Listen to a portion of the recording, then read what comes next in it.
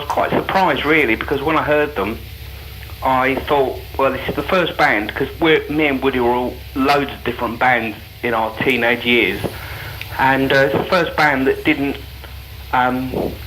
They had good organisation in the rehearsal room. They'd make a mistake and they'd talk about it, and then they'd redo it, and they wouldn't make the same mistake again. Whereas all the bands that I'd been in before, it was like chaos and nobody could decide anything. Yeah. So I was quite impressed. Been there, got the t-shirt with chaotic rehearsals and trying to record stuff. Fantastic.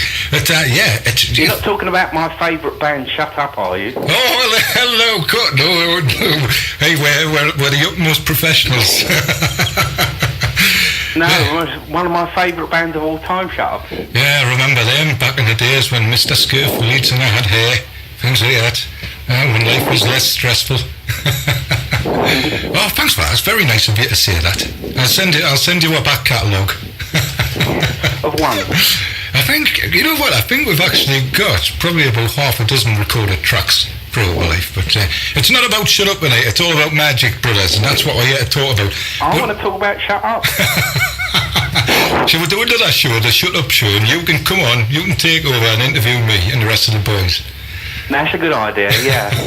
The Nick Woodgate show on board the Koast train. Why not? So, look, I didn't even say this, how rude of me. Welcome on board the Koast train. I'm very honoured to be here. Yeah, you join a long list of musical greats. Thank you. I'm honoured. We're honoured to have you on. I'm the most insignificant person you've had on so far. Absolutely not. I do this show every week and I'm probably the most insignificant. Believe me. Anyway, look, a bit of a background. One of the questions we've got down here is, we wanted to ask about your history and upbringing in bands. Can you tell us a bit about your background and how things developed back when? Let's go back to like the times of Steel Erection, probably, which was one of the earlier bands you and Woody worked on together. Yeah, well, it all started really sort of at the age of about 12. Me and my brother have been playing in our bedroom, drums and guitar, which we basically got together from an old stereo system we had. We plugged it in and made it an amp. And, well, we had this long friend of mine who I'd known since I was 6, and he played a bit of guitar, and we decided to make a band together, and we played pubs and a lot of venues like that around the local area of Camden Town, and it was really just me writing all the songs, and then it would be a long list of covers like from Rolling Stones, Beatles, Kinks, wow, The Who, and we were pretty rubbish, but the bass guitarist that I still play with now, he thinks we were great, and he still plays our numbers in concert, but I think it's rose-tinted glasses, really. Wow, have you got any recordings of Steel Erection? Well, my friend John, who I've known since 6, he's got all the old tapes of Steel Erection, and he keeps on telling me he's going to put it on tape, on CD, and give them to me, but he's a bit slow at getting around to things. So, pull your finger out, John. Us fans want to listen to this as well. We're interested. Very interested. It's pretty basic stuff, but there's a lot of whittling around by me on the guitar. Whittling around. Yeah. There's quite a lot of freaking out and shouting when we do Helter Skelter and things, and we just go into one crazy. But I was just thinking about, Gary, the early days of Steel Erection, and we made such a racket because our house was like something that we'd have a lot of people around that would just come in and listen to the music, and we didn't know them. Right. They'd just wander in and wander out. And we'd be playing guitar and drums every single night from about the age of 10 or 11 till about 15.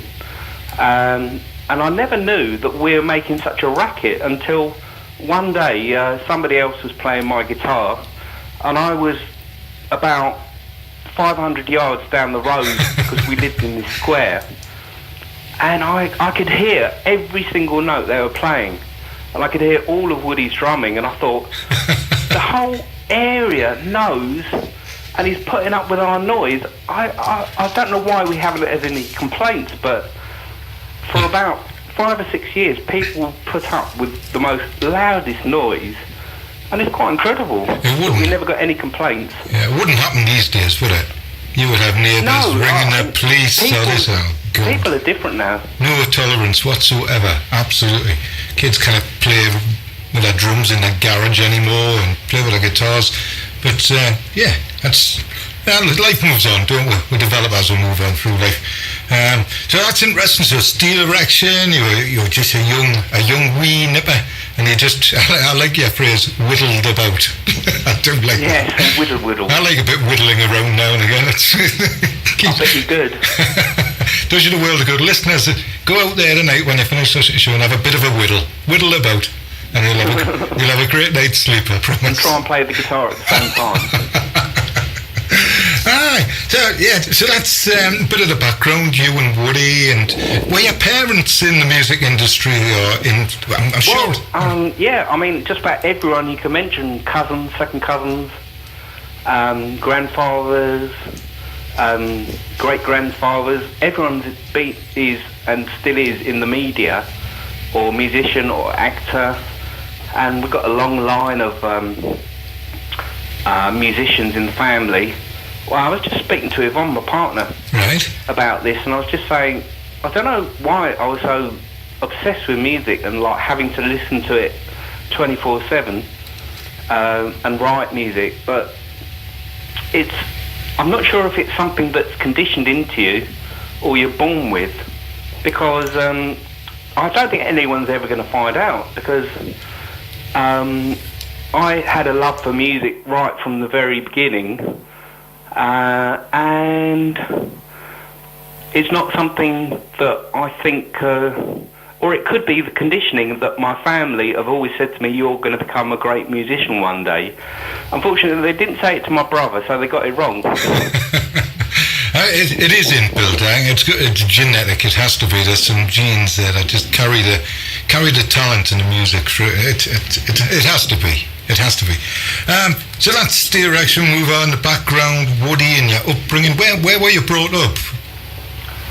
Well, we were both. I think we were both born in Paddington. The nearest house that we lived in was in Maida Vale, but we moved out of there about when I was age 4, and Woody was 5, and we went to live in Camden Town.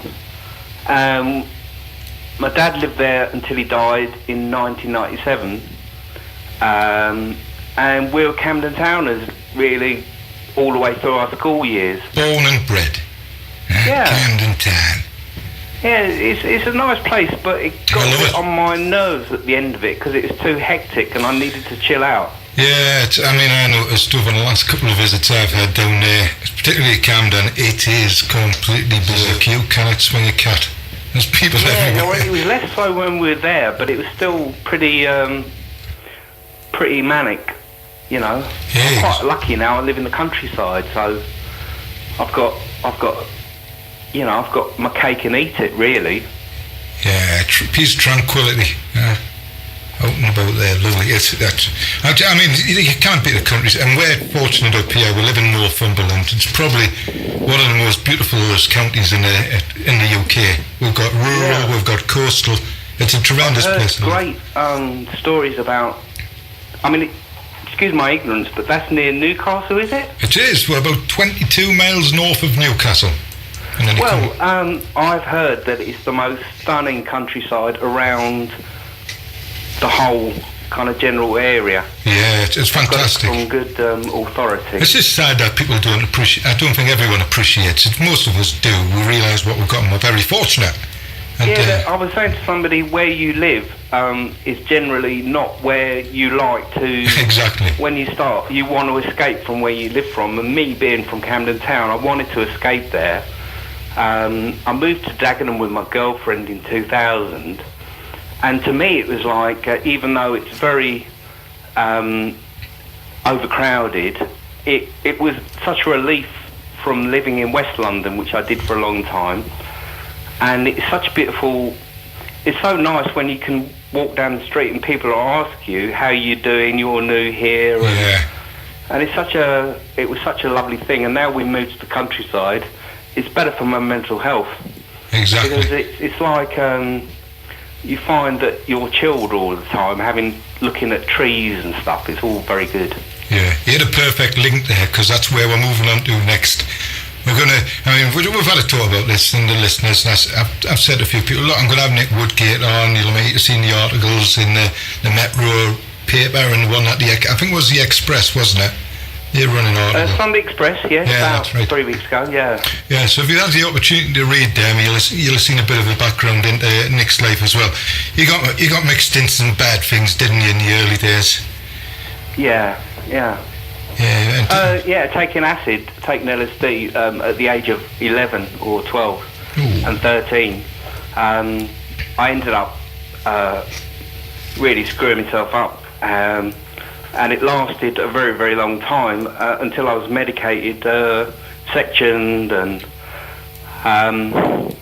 it's a happy story in a way, because I really did get myself together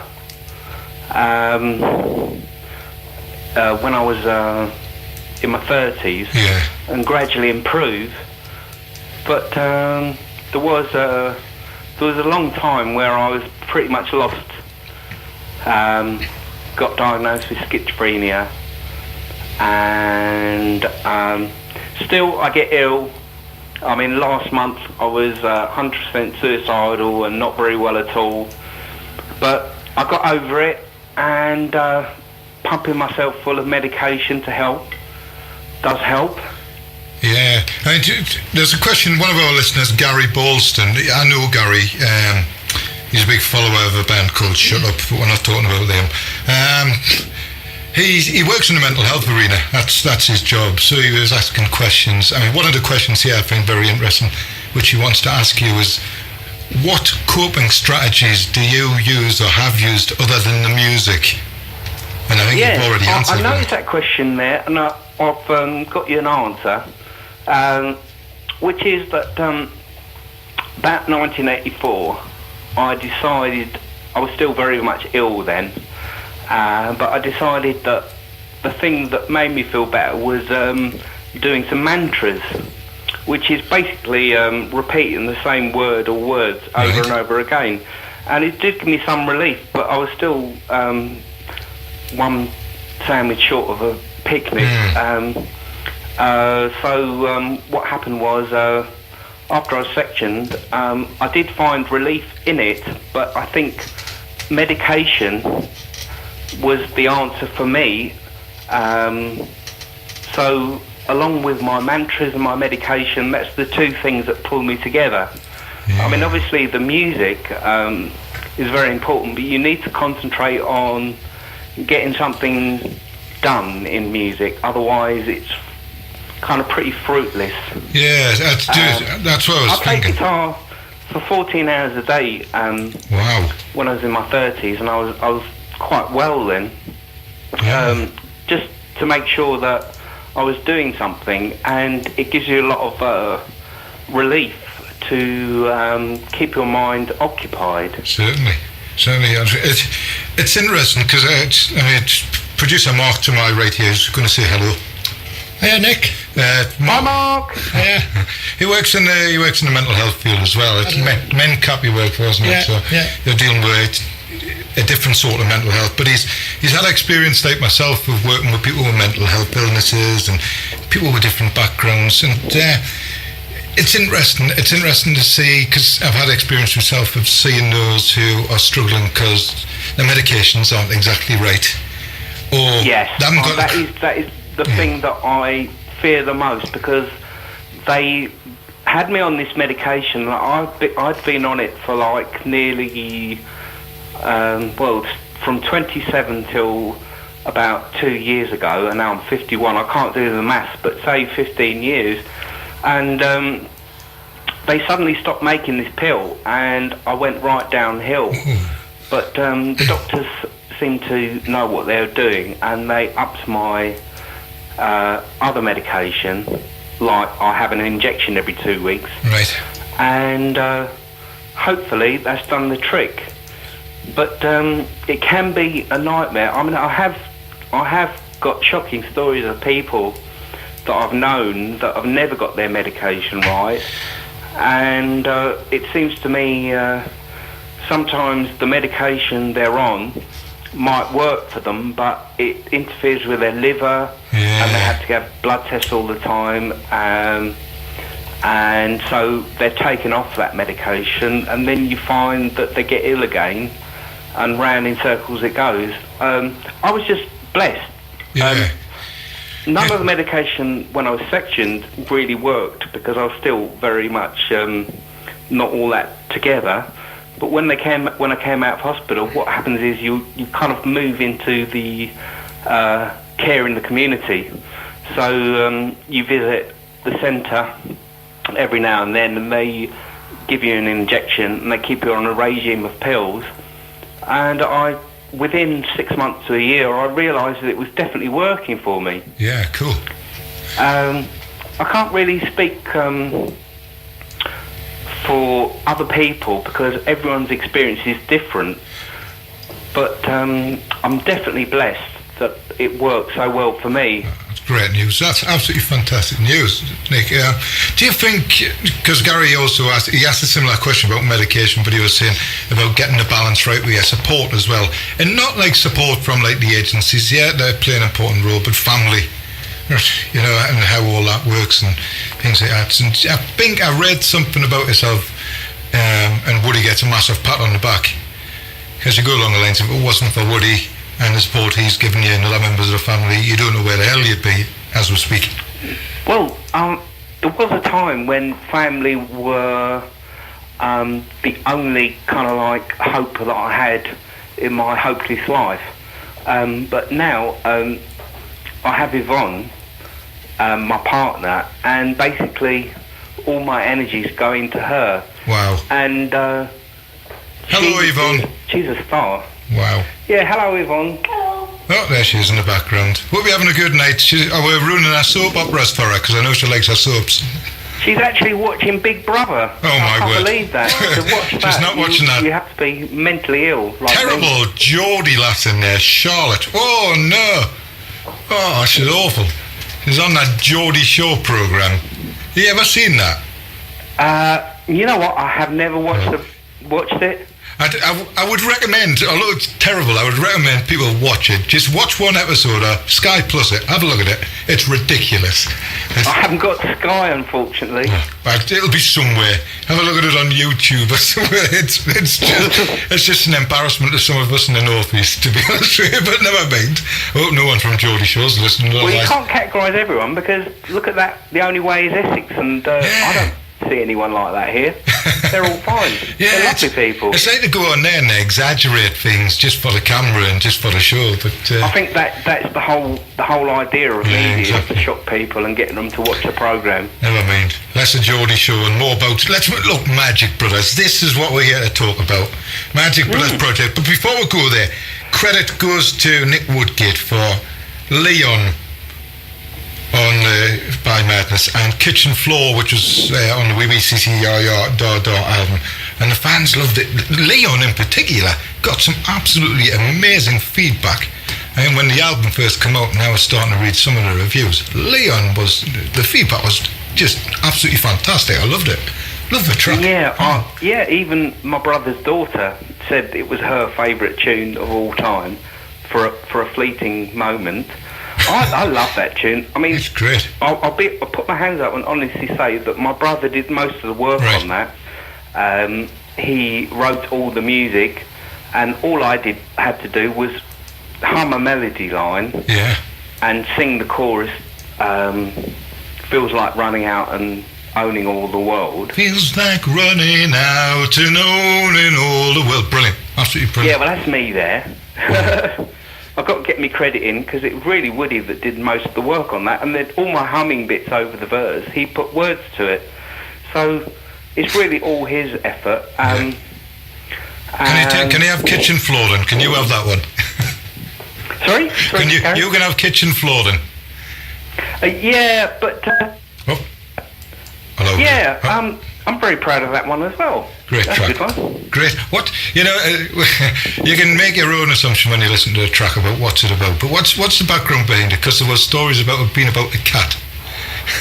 Yeah. Well, I in my version, you might have heard on the special edition. Yes. Is the Magic Brothers version of Kitchen Floor. Yeah, I've heard the other And one, in yeah. that instance, you only hear me singing one verse. Right. For Madness, Woody wrote another verse. And because he had to decide what the song was about, he decided it was going to be about his cat Neji, Right. who is always crying outside his door and doing nasty messes on the carpet. But the original idea that I started off was, I've told people it's all about having sex, Yes. but it's not actually about that at all. Right. The whole premise of the idea is it started off being called I've Got You, and Suggs changed it to Kitchen Floor. I've Got You was the theme of the song. In other words, having somebody around, a you, Yes. Y-O-U, and being in life with any other being is a very nice thing to have, and to stop you from being lonely. And it's the whole idea of I've got you, or I've got a you. Right. It's a bit deep, but that is seriously the bottom line of Wow. what I meant to write in that song. Oh, it's great, man. It's great. I mean, everybody that listens to this show knows me and knows I'm a absolute madness is where I come from. That's my background. That's what I've listened to all the way through my life. And I'm only 25. No, I'm not. I can often get away with it. Can't I? Producer Mark. Oh, definitely, yeah. Definitely. Producer Mark, it does look a bit like Des O'Connor, our listeners. All right. Yeah, so we've got that Liberty and Norton Folgate track. Now, we spoke about this last night and I forgot what track it was again. How bad of me. Liberty and Norton Folgate. Bit of a quiz. What track did you write off that? No, I didn't write anything on Liberty and North Folgate, but I did write a track from the Wonderful album. The Wonderful that came out in album. 1999. The Wonderful one, I knew it was that. Wonderful, I knew it was. Oh my, what track was that then? No Money, the last track on the album, and it was co-written with my brother and Lee Thompson, the sax player. Yeah, I know well. And Lee wrote all the melody and lyrics, and me and my brother put in the music. Wow. Right, but listen, everybody is now, and it's starting to take off a bit. Magic Brothers, it's starting to get mentioned a lot. The Madness Information Service are really pushing it. John Young and all them guys are pushing it really well. The Facebook page is getting some interest. We need to put a link on there. We're selling good pre-orders, by the way. Yeah, what's If happening? anyone wants a pre-order of the single, which is a cracker. Yes, we're going to put a link on. I already put one on the events page further down, but we're going to post it back at the top for pre-orders. So we'll sort thanks, that out. Gary. That's lovely. Get us up there, and we're going to play You Don't Have to Hide Your Love Away once we've done the interview. Ah, wicked. Thank so you. we're going to stick that on, play that, and I might even sing along to it. Oh, that'd be nice. Right. I'll listen. With the track, right? Anyway, back to the Magic Brothers. How did this project develop? Yeah, well, actually, I can give you the exact date. The 4th of February, 2010. Memory. My brother came over here because basically it was my idea. I said, can I write some songs for Madness? So he came over here and we started writing this song. It was called 10, I remember, which Lee Thompson got hold of, and it's one of the ones that are burning in the background. I don't know if he's done anything with it yet. But we worked on that song, and my brother said, well, we can do three things. We can write for Madness. Any tunes that I want, I can put out as a solo thing. And all the ones that we both like, we want to work together, we can start a project. And as time went on, we changed it. We made a name for ourselves, which is the Magic Brothers. And we've done all three things constantly, except for my solo career, which is kind of like on permanent hold now because we're too busy with Magic Brothers. Yeah. And the 4th of February we started it, and my brother bought the same software that I was using. And what we do is, I'll start something off and I send him the song, and then he scraps all of it and starts again and sends it back to me in file form over the internet, and I'll work on it again, and that process goes back and forwards. Music and tennis. It's an amazing way of working. I mean, recently I've just been so chuffed at Woody because he's come up with some great ideas, and it's very exciting, especially now that we're getting closer to having a second album. Exciting times. The Magic I'm sorry, Line. Gary? Exciting times. The Magic Line is coming down your track very soon. Yeah. Well, it's all based on our childhood. This Magic Line album. We're trying to sort of evoke feelings of our early days, and most of the songs have a 70s feel. Yeah. I mean, I don't know if anyone was born in the 70s. A long time ago. I mean, we kind of like draw most of our influences from 70s music, me and my brother, and it was that sort of style of music we kind of wanted to recreate, and I think in the production it does sound rather 70s sounding. You know what? I'm actually loving the sound. It's quite relaxing. I can put my feet up and listen to it. I do like this track that we are going to play very soon. On tracks. Look, you can Is it the album that's available for pre-order now for the September release? No, the single is available for pre-order. It has been for the last 5 days, and it's doing very well. It's called "You Don't Have to Hide Your Love Away," which my brother wrote the lyrics to. You'd have to ask him what it's all about because I don't ask questions. Right, I'll have a chat with Woody. I'll have a quiet chat with him when after the show. I'll give him a ring, wake him up. He likes his early nights coming now. out for it, which was done by my brother's best friend's son, right, who is a very, very accomplished video maker. I've seen some of his work and it's really amazing. And he's done our video. I had to look on Twitter to find out that anyone had done a video, but I found that out, right? That's where all the news is these days, isn't it? You don't find anything out until you go on Twitter or Facebook. That's the way things work. Anyway, so you didn't have to lie your love away. One of the questions was, what's the story behind it? And the answer was, you'll have to ask Woody. I like that. Your brother, he'll be whittling around somewhere as we're speaking, no doubt. There's a bit of whittling there. Yeah, well, anyway, look, I am gonna play this track next, and I'm gonna let you get on with your life because we've been talking about 35 minutes now. These interviews tend to go on a while because I'm yeah, sorry if I talk too much, but no, it's not you, it's me. Believe it. I'm on a bit of a buzz. I like to let people just go with the flow and let them talk. I don't know if I've enjoyed it. Oh, it's great. It's great to have you on air. I love having people on air. I love speaking to people who are linked to my favourite bands and who've got great tracks and great stuff coming out and doing great stuff in the music industry. I really love it. I thrive on it. Keeps me right. Well, I haven't heard a better album since about 1990 than our album, The Magic Line by Magic Brothers. So be sure to get one because it is mightily good. And that is from somebody who cares. I shall be purchasing one myself.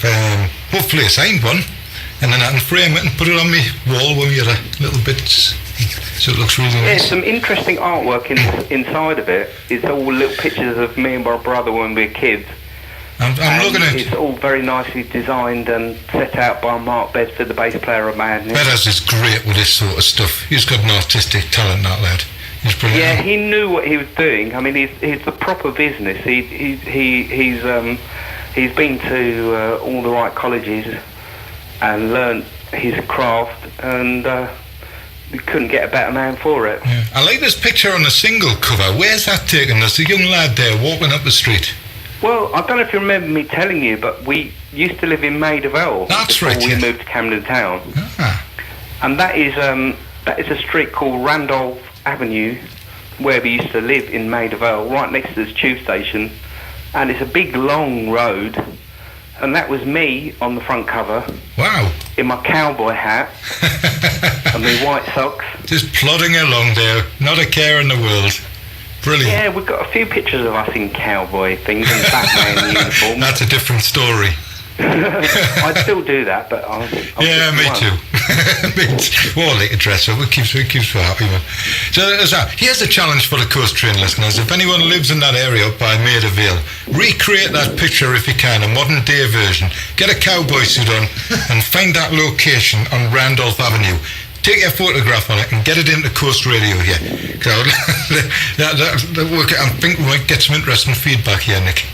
Yeah, I've just had an idea. We Go could on then. use that as our second single. It could be me on the front, as I am today. Yeah, with a cowboy gear on, or a Batman costume, or a onesie, something like that. You just give me a great idea. What a fantastic idea. Well, I'm full of ideas. Most of them are garbage, but 3 or 4% of it, it's workable. Oh, Nick, look, we do have to leave it at this point, and I'm sure there's many more questions, and we could talk all night. But from me and the rest of the team and all the listeners, look, really, thank you so much for agreeing to Much come love on. to Coast Radio. Yeah, look, stay tuned because we will promote and push the album and the single when it's all there, because that's what we're here for. We're all volunteers. We do it free of charge, and it's fun. And Newcastle's just scored, I've heard. 2-0. Whoa. Anyway, sorry. Yeah, 2-0. They're playing Morecambe, so they should be beating teams. Never mind. No, they shouldn't. It's Newcastle. Rubbish. Anyway, Nick, can I leave you to introduce You Don't Have to Hide Your Love Away, please? Yes, this is the single that's out now for pre-order. It's by the Magic Brothers, and it's called You Don't Have to Hide Your Love Away. Thank you very much, Nick Woodgate. Catch you soon, mate.